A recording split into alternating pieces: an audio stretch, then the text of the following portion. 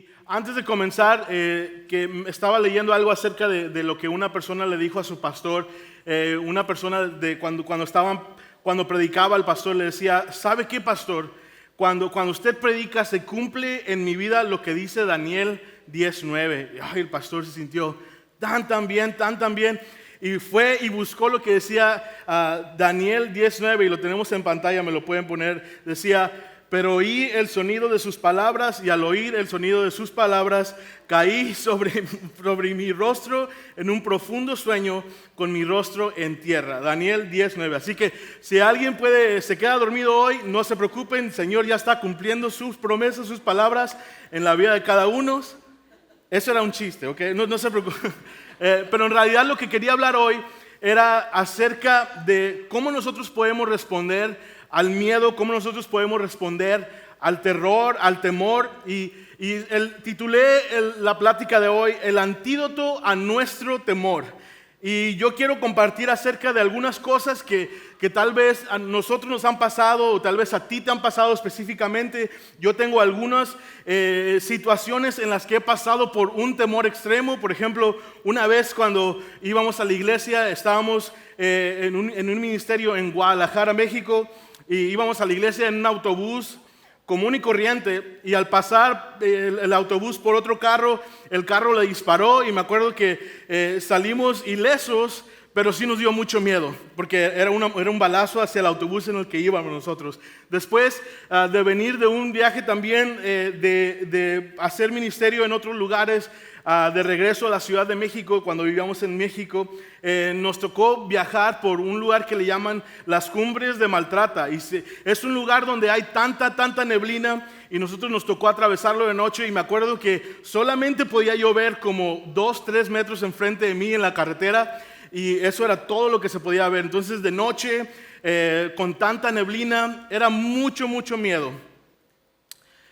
Hace alrededor de 6 años, en el 2016, tuvimos nosotros otra situación donde nos causó mucho miedo, mucho terror a mi esposa y a mí. En la primavera del 2016, mi esposa y yo nos íbamos en el carro y quedamos totalmente atemorizados, quedamos fuera de control, porque fue una situación que no nos la esperábamos. Era la Semana Santa del 2016, todavía me acuerdo. Estábamos aquí en la iglesia cuando todavía estábamos en el edificio de la Tercera Calle, en Saxby. Y recuerdo que esa semana habíamos tenido unas prácticas para hacer Viernes Santo, un servicio de Viernes Santo. Íbamos a tener la representación de la pasión de Cristo en la iglesia, y lo íbamos a hacer para las personas de Saxby, de Garland, de todos los alrededores que hablaban español. De hecho, fue tanta la conmoción que pasó ese año que hasta llegó Telemundo a hacer un reportaje de lo que estaba pasando en la iglesia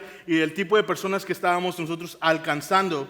Y me acuerdo que esa semana fue tan agotadora. Era de levantarse bien temprano, ir a hacer las cosas que teníamos que hacer para trabajar, y luego después entrar a hacer todo lo que teníamos que hacer técnico para la obra, y luego después hacer ensayos, 2-3 ensayos por día a veces, y era empezar en la mañana, terminar más tarde de lo normal, y eran a veces como ya 10 de la tarde, 10 de la noche, pasada las 10 de la noche.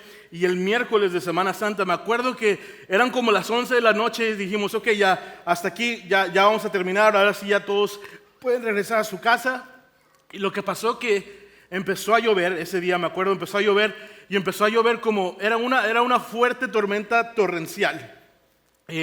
Lo que estaba pasando es que no podíamos ver ni siquiera dónde íbamos. Veníamos, en ese momento vivíamos en Wiley, íbamos de Saxby a Wiley en el 78, y no podíamos ver ni siquiera lo que estaba alrededor de nosotros por la lluvia que venía. Entonces, cuando estábamos aproximadamente a 5 minutos de llegar de la casa, escuchamos como que una piedra le pegó al carro, y luego otra piedra le pegó al carro, al parabrisas, otra piedra en la ventana, una tras otra, y nos dimos cuenta que estaba empezando a granizar, pero no era nada más un tipo de granizo que podías escuchar y dirías: ok, muy bien. Era un tipo de granizo que en realidad no te dejaba ver qué estás haciendo. De hecho, tengo un video de lo que pasó esa noche. Lo tomamos un poquito de lo que estaba ahí, y podíamos ver en las calles cómo estaba el hielo, se estaba de hecho haciendo como que la calle no podía transitarse. Y si lo podemos ver en las pantallas de aquí, estaba de noche, estaba oscuro, así que el hielo hacía que todo fuera imposible de verse. Y entonces, después de eso, no nada más era el hielo, sino también era lo que yo traía en el carro. Porque lo que yo traía en el carro eran miles y miles y miles de dólares en equipo de video para una iglesia que yo estaba ayudando y que estábamos instalando un equipo de video para ellos. Y entonces dije, wow, si se me rompen los cristales, todo esto que está aquí en el carro, voy a tener que reemplazarlo de alguna forma. No lo tengo asegurado, yo creo que va a tener que salir de mi parte o algo así. Entonces, pero más aún de eso, estaba preocupado porque venía en el carro con mi esposa y veníamos en el frente del carro, veníamos y la verdad que lo único que pude hacer fue un momento tan impresionante que lo único que pudimos hacer fue pararnos ahí en el 78, al ladito del Walmart, pararnos, dejar que pasara la tormenta. Y yo abracé a mi esposa, nos cuidamos los unos a los otros pensando que tal vez iba a pasar algo por ahí. En realidad no se veían las noticias, no sabíamos si era un tornado, no sabíamos si era algo más. En realidad nada más fue granizo que pasó ese día, pero aún así fue granizo del tamaño de una moneda de 25 centavos, ¿no? Entonces, ya después de eso, la siguiente semana, los siguientes días fue como de, ok, vamos a tener que llevar el carro a la aseguradora, vamos a tener que hacer que esta solución, vamos a ver cómo lo vamos a tener que solucionar. Entonces, llevamos el carro con la aseguradora y lo que nos dijeron era que nuestro carro había quedado totalmente devastado. Había quedado que lo teníamos que llevar, era pérdida total, nos dijeron. Me acuerdo que un día, después de eso, después de que pasó la tormenta, y ya habíamos conseguido otro carro, me acuerdo que un día llegó una tormenta, nos estaban avisando de una tormenta que venía, y nada más veíamos un poquito de nubes y decíamos, ok, ¿sabes qué? Mejor no hay que salir hoy, ¿ok? Mejor vamos a dejar el carro en el garage y ya que no pase nada.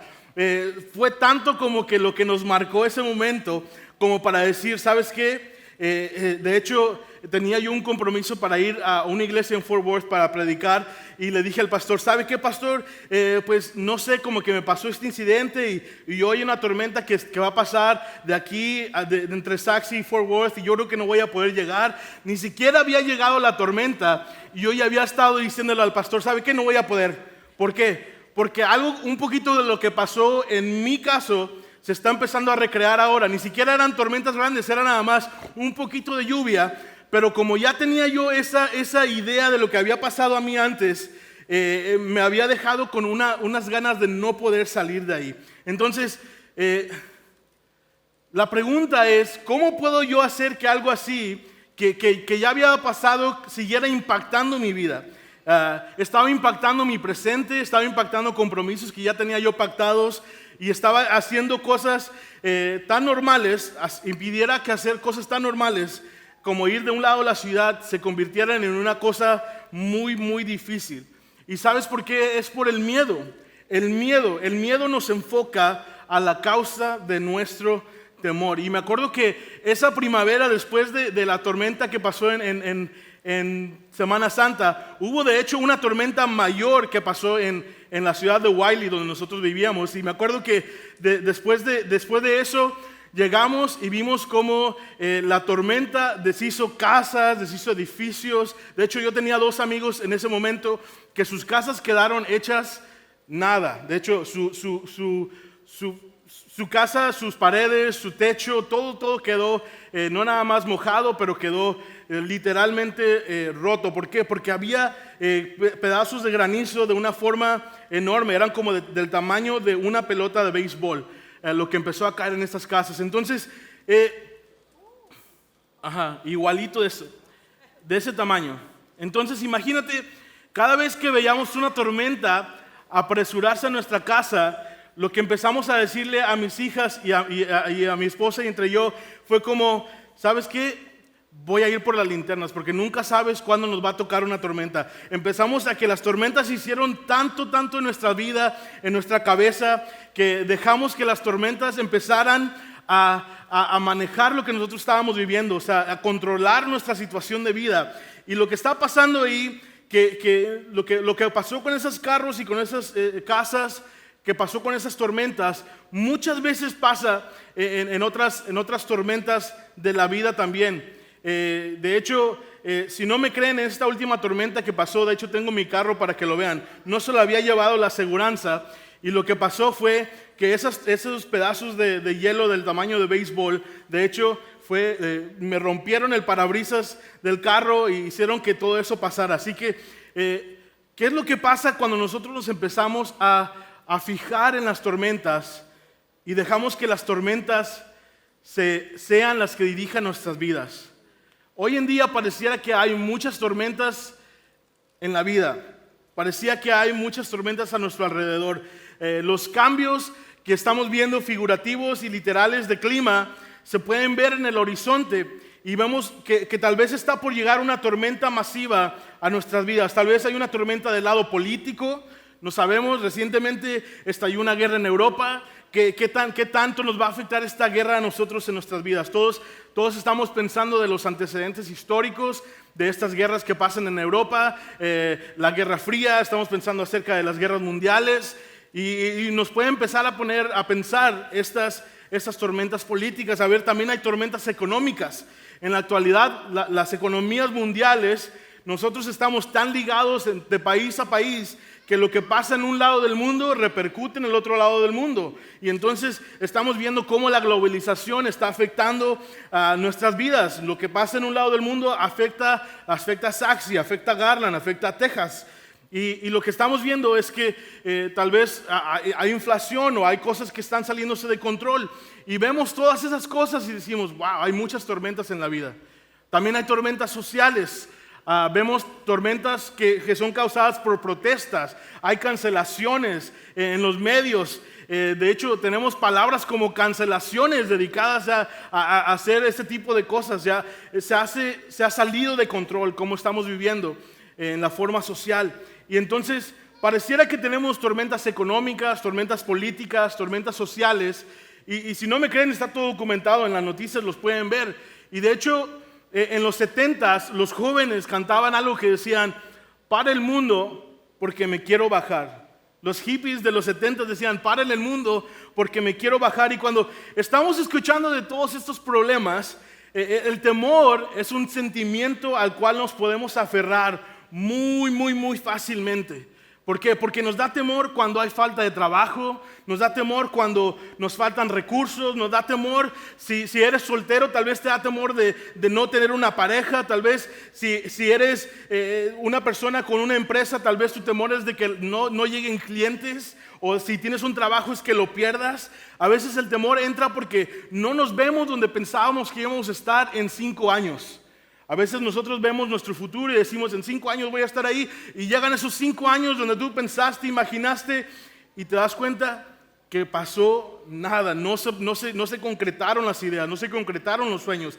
Y vemos todas estas cosas que están pasando a nuestro alrededor y decimos, esas tormentas me están afectando. Lo que pasa es que está comprobado que naturalmente cuando una persona tiene miedo, su mente se prepara para responder a lo que ellos perciben como el miedo.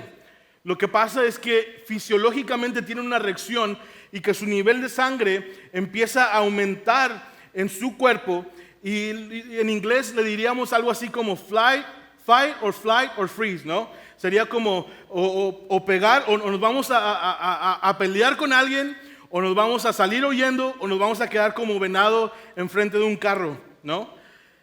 Entonces, el miedo lo que provoca en nosotros es que nuestra mente se enfoca en lo que nos está asustando en primer lugar. Entonces, es como si pusiéramos un lente de aumento en lo que nos causa miedo y solo pudiéramos ver lo que nos causa miedo. Es como cuando compras un coche nuevo y te habías dado cuenta que nadie tenía un Corolla. Nunca habías visto un Corolla en la calle y te compras tu Corolla y empiezas a ver por todos lados que hay Corollas, ¿no? Bueno, siempre esos son los que yo creo que los más normales que hay en el carro. Pero imagínate que te compras un carro, un Tesla, y luego cuando empiezas a ir por la calle ves que ya hay otro Tesla, ya hay otro Tesla, ya hay otro Tesla, estás viendo todo eso.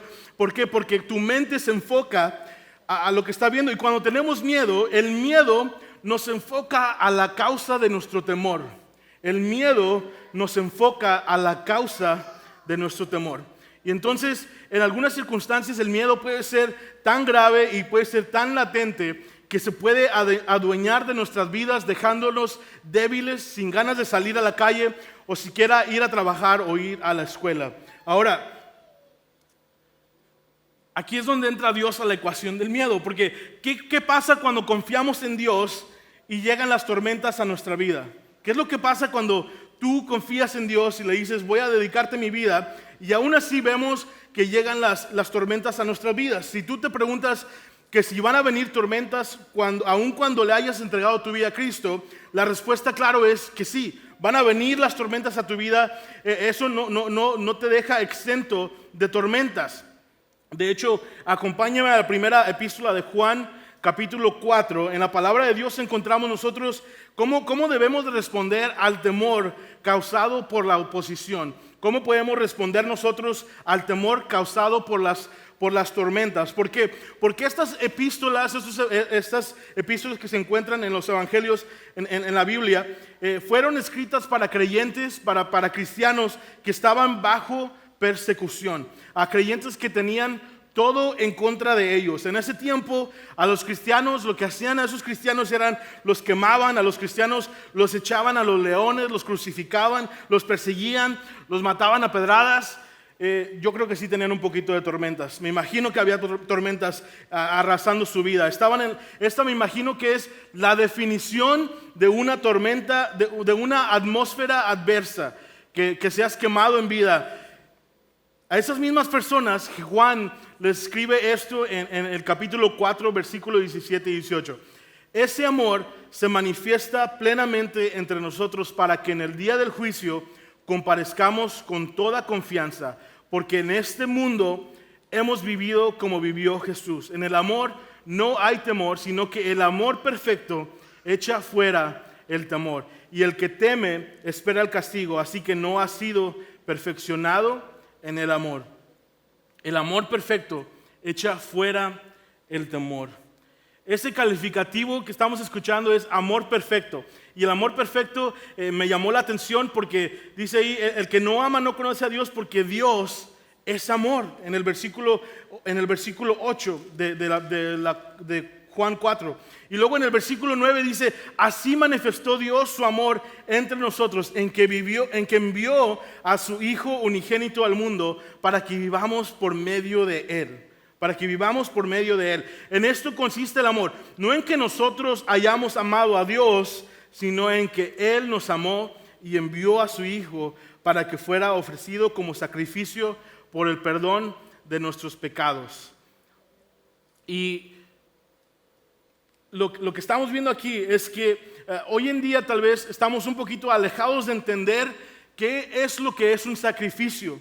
Para entender lo que es un sacrificio, como lo estábamos hablando en ese versículo en la Biblia, tenemos que entender que es un pacto primero y que entender que es una alianza. En la antigüedad no existían la ONU, no existían este tipo de organizaciones internacionales, y lo que pasaba es que una tribu podía venir con otra tribu y podían ellos hacer pactos entre ellos. Imagínate que había una tribu que ellos eran la tribu y los guerreros, y ellos peleaban y ganaban batallas.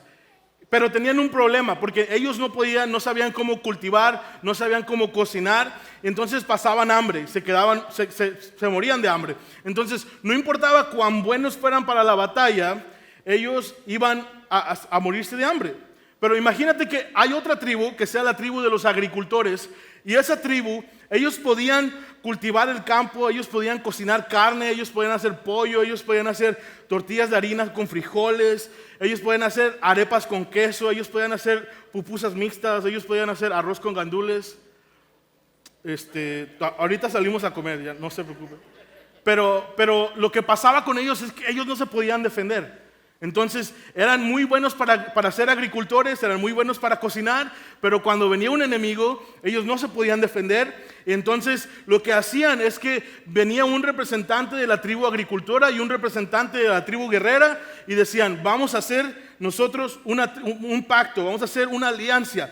Entonces se hablaban acerca de todos los beneficios y de todos los maleficios que iban a pasar. Se sacrificaban animales y como un recordatorio de las consecuencias de lo que podría pasar si uno de ellos fallaba en cumplir su palabra. Y entonces en medio de ese ritual se cortaban las manos hasta que fluyera sangre, y después agarraban tierra y se la ponían en la llaga para dejar una cicatriz grande. Entonces lo que estaban haciendo era que cada vez que tú te acercabas a alguien y se veías que te saludaba con la mano así extendida y veías una llaga con tierra y decías, ay, con este no voy a meter porque este trae a alguien que lo va a proteger.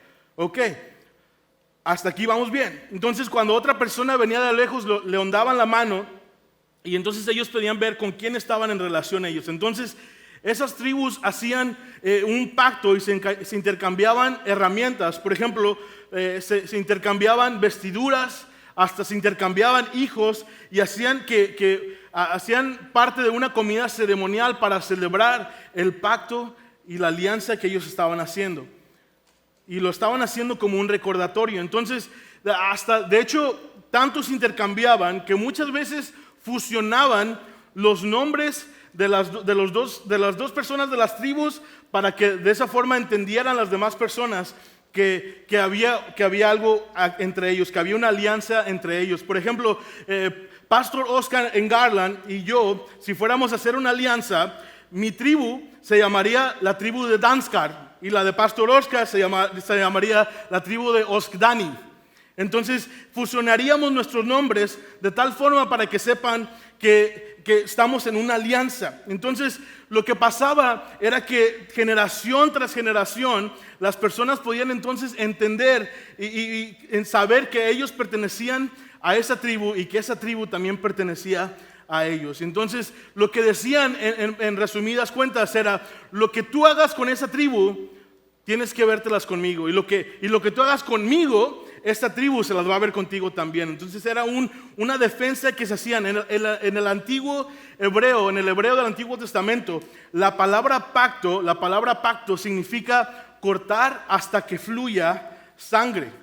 Cortar hasta que fluya sangre, eso significa pacto. Y entonces la Biblia es el relato de dos pactos. La palabra testamento viene del griego dietetkeike, que significa pacto. Entonces estamos hablando del antiguo pacto y estamos hablando del nuevo pacto. La Biblia se separa en el antiguo y en el nuevo pacto. Y entonces el primer pacto que vimos es el que Dios hace con Abraham. Abraham, antes lo conocemos como Abraham con H, pero antes de que Dios le pusiera la H en su nombre, era Abraham sin H, porque Dios lo llamó cuando no tenía una H en su nombre. Su nombre significaba Padre exaltado. Pero Dios le dijo a Abraham, vamos a hacer un pacto. Y entonces Dios fusionó el nombre de él con el de Abraham, porque en el hebreo el nombre de Dios se escribe YHWH. Y en el proceso de ese pacto Dios le dijo, te voy a cambiar el nombre, Abraham. Ya no vas a ser conocido como un padre exaltado, ahora vas a ser conocido como un padre de multitudes. Y entonces lo que pasa con nosotros, ese fue el primer pacto, pero hay un pacto que nosotros en realidad es el que aplica para nosotros, porque ese es el pacto que Jesús hizo cuando literalmente encarnó ese pacto, cuando Él dio su cuerpo para que fuera cortado y literalmente fluyera sangre. Y eso es lo que es un sacrificio, es el testamento del amor de Dios por la humanidad. Así que es por eso que nosotros como seguidores de Cristo nos llamamos cristianos. Nos cambió el nombre, no importa qué nacionalidad seas, no importa que si eres hombre o si eres mujer, no importa nada de eso. Primero que nada debemos de vernos por la lente de que somos llamados cristianos, hijos de Dios. Entonces, Eso fue lo que hizo Dios. Le cambió la identidad a un pueblo. Entonces regresamos a 1 de Juan 4, en el versículo 9, dice: así manifestó Dios su amor entre nosotros, en que envió a su Hijo unigénito al mundo para que vivamos por medio de Él. Así que no sé qué tan buena persona seas tú o qué tan buena persona sea yo, pero tú no puedes ser suficientemente bueno o hacer suficientemente bien a otros para obtener la justificación delante de Dios. No importa cuánto te esfuerces, no importa cuántas cosas hagas, no importa cuánto de ti des, nunca vas a dar lo suficiente para obtener ser justificado en frente de Dios. Solo se puede ser libre por medio de la sangre de Cristo. No es lo que tú puedas hacer que te salva, sino es lo que Dios, es lo que Jesús ya hizo por ti, lo que te salva. Él ha hecho todo lo necesario para que tú seas justificado delante de Dios. Ahora, si estamos en Cristo, decimos que estamos en Cristo, vivimos por medio de Él, y si estamos en Cristo, entonces nosotros recibimos lo que Él nos da. En 2 de Timoteo, capítulo 1, versículo 7 dice: pues Dios no nos ha dado un espíritu de temor y timidez, sino de poder, amor y autodisciplina. Entonces, si Dios no te da un espíritu de temor, y sabemos que Dios nos ama perfectamente, ¿por qué de todas formas tenemos miedo? ¿Cómo podemos ser nosotros entonces liberados de la parálisis del miedo que tenemos en nuestra vida? En la Biblia se menciona un tipo de miedo que en realidad es bueno. Hay un tipo de temor que es bueno. El temor, este temor que es bueno, es el antídoto al mal miedo que nos ata. Es como un anticuerpo que nos da la protección, nos deja saber que es un temor bueno. Y ese temor es el temor que nos libera, es el temor de Dios. Cuando tenemos el temor de Dios, significa que miramos hacia Dios con una actitud de reverencia, una actitud acompañada de obediencia. En Proverbios 9:10 dice: el temor del Señor es la base de la sabiduría. El temor de Dios es la conciencia de que Él es soberano, de que Él está en control, es el saber que le podemos confiar nuestros miedos, que le podemos confiar nuestras fobias irracionales. Es el saber que nosotros podemos depositar nuestra ansiedad y nuestras inseguridades en Él. Saben, dice Franklin Roosevelt, dijo: la valentía no es la ausencia del miedo, sino la determinación de que hay algo más importante que el miedo. Entonces, de esta forma, fe en Dios es desaprender nuestros miedos. Saber que la fe que depositamos en Dios es desaprender la fe en nuestras propias acciones, en nuestros miedos. Ahora, si estamos en Cristo, lo que estamos diciendo es que vivimos por medio de Cristo. Y hay un pasaje en Romanos que me encanta, porque si tenemos miedo de qué nos puede separar de Cristo, no hay absolutamente nada que nos pueda separar de Él. En Romanos 8:35 al 39 dice: ¿quién nos separará del amor de Cristo? ¿Tribulación, o angustia, o persecución, o hambre, o desnudez, o peligro, o espada?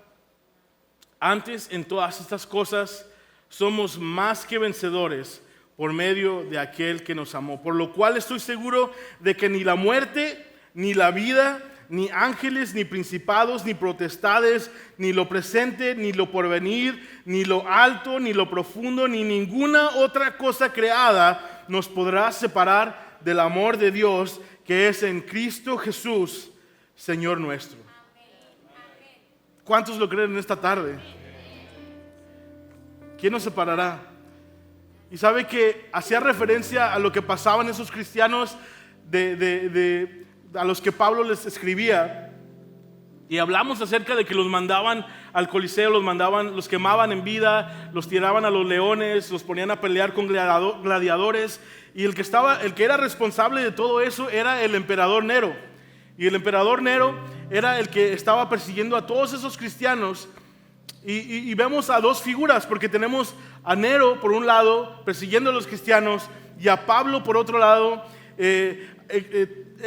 animando a los cristianos a que sigan adelante.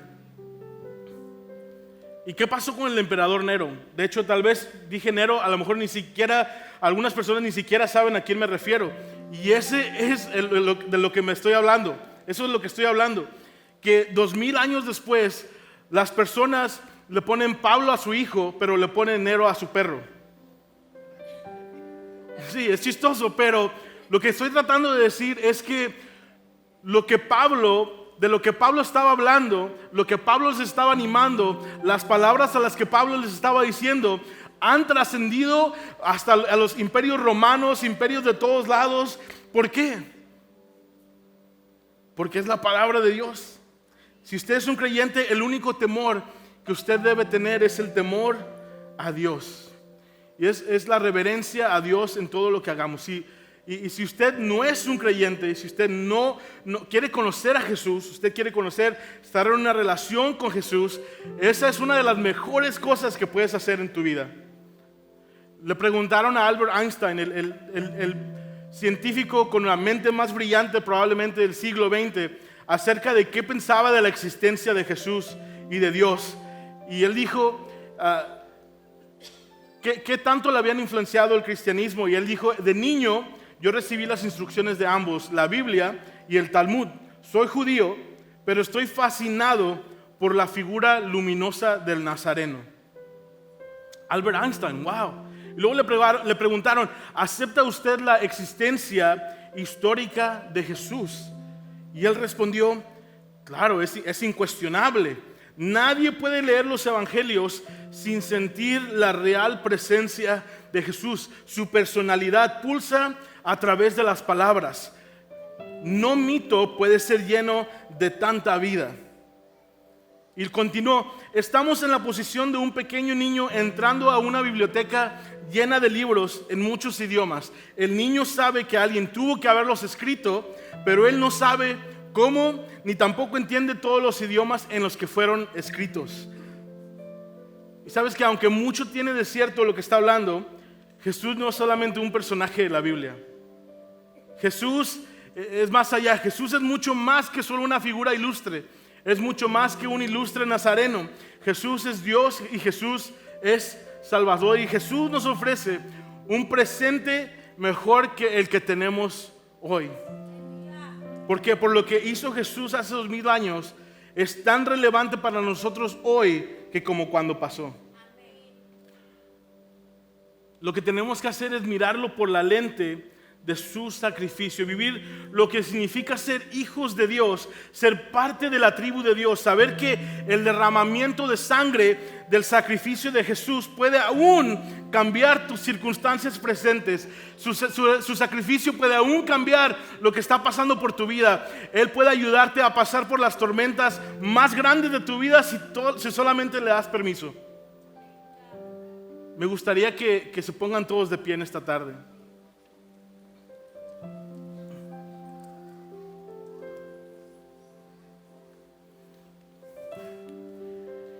Y la verdad es que me gustaría a mí ofrecer la invitación a las personas que necesitan escuchar, que necesitan darle su vida a Jesús en esta tarde. Y no quisiera yo irnos esta tarde sin preguntar si hay alguien que quisiera hacer esta decisión de fe en esta hora. Les voy a pedir que cierren todos sus ojos aquí en Saxi y en Garland. Y yo sé que en un cuarto, en un lugar como este, en un lugar como una iglesia, un domingo en la tarde, yo sé que puede haber personas que vinieron aquí que necesitan hoy una respuesta. Y si tú eres una de esas personas, con todas las personas que estamos aquí con nuestros ojos cerrados, me gustaría que levantaras tu mano y nos dijeras y nos hicieras saber que tú eres la persona que necesita esto en esta tarde. Muchas gracias por allá. Gracias por allá atrás. ¿Hay alguien más que necesite?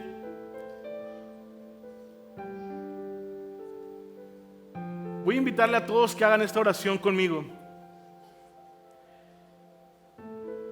Jesús, reconozco que sin ti no hay esperanza para mi futuro. Señor, pido que me perdones contra ti y que vengas a reinar en mi corazón. Señor, te acepto hoy como mi Salvador personal. Acepto que con tu sangre soy perdonado y de esa forma aceptado por ti. Dios, en el nombre de Jesús, mi Salvador, que hago esta oración. Amén.